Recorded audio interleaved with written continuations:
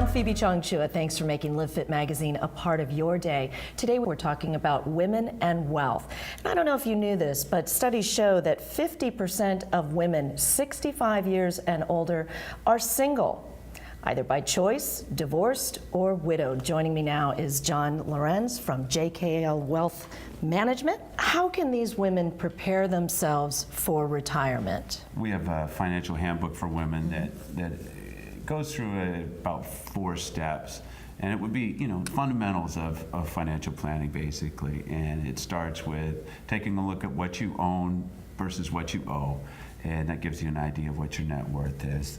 The second thing would be to analyze your short, intermediate, and long-term goals and see what you want to accomplish with your money. This is where women really drill down on things that are much more emotionally tied to outcomes versus looking specifically at returns for an investment.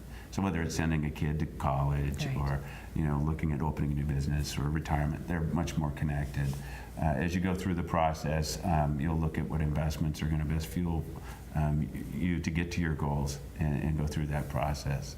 There are differences, as you just mentioned, between genders when it comes to financial investing. Let's talk a little bit more about that. What are the psychological and behavioral differences? Well, the big differences are men tend to be data-driven and look at research and kind of chase the shiny returns, if you will. Right. They have ego involved. They want to win.